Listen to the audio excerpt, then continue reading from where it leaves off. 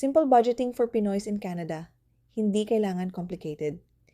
May sweldo ka naman, pero every cut-off parang naglalaho na lang yung pera? Kung lagi mong tinatanong, saan na naman napunta yung sahod ko? Para sa'yo tong video na to. Hi everyone! Welcome back to Pinoy Money in Canada.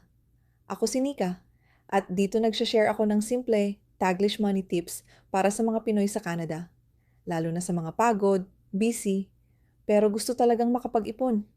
Alam ko, maraming Pinoy allergic sa salitang budget. Parang pag sinabing budget, ibig sabihin bawal lumabas, bawal milk tea, bawal mag-enjoy.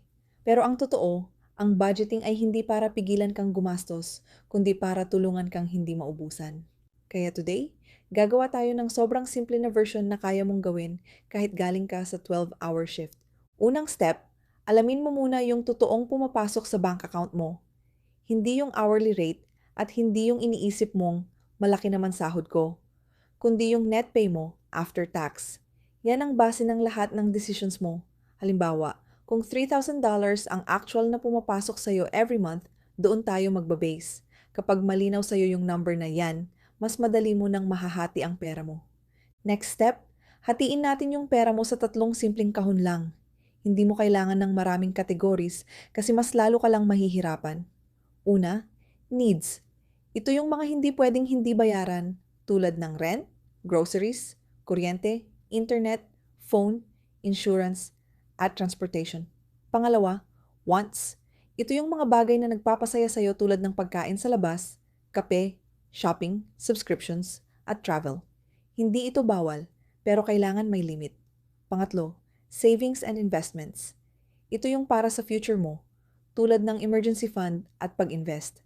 Kahit $50 hanggang $100 lang ang masimulan mo kada buwan, okay lang. Ang importante, may naitatabi ka para sa sarili mo. Pwede mong sundan ang simpleng guideline na ito. Around 50 to 60% para sa needs, 20 to 30% para sa wants, at 10 to 20% para sa savings at investments. Hindi kailangan perfect ang percentages na to. Ang goal lang ay may napupunta sa future mo, hindi lahat sa present.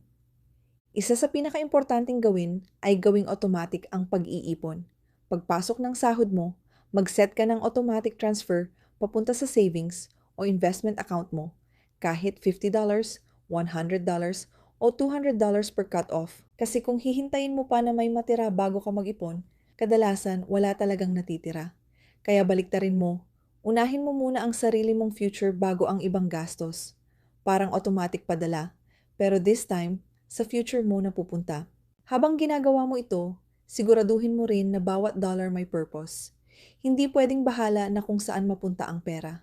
Dapat alam mo kung para saan ang bawat amount. Kung para sa bills, para sa wants, o para sa ipon.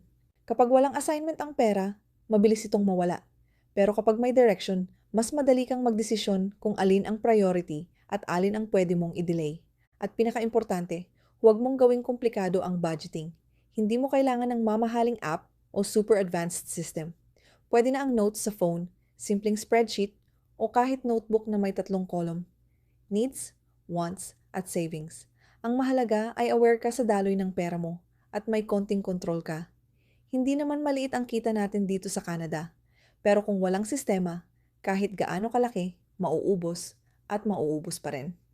Sa next video, pag-uusapan naman natin kung paano mo exactly matitrace kung saan napupunta ang sahod mo.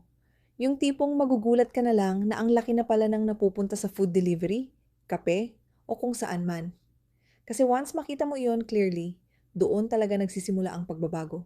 Kung nakarelate ka sa video na to at gusto mong matutunan kung paano talagang mag-ipon, mag-budget, at eventually mag-invest habang nandito ka sa Canada, make sure to subscribe to Pinoy Money in Canada.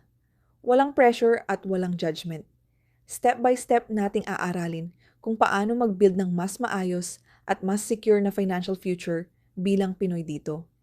Hindi kailangan perfect, kailangan lang magsimula.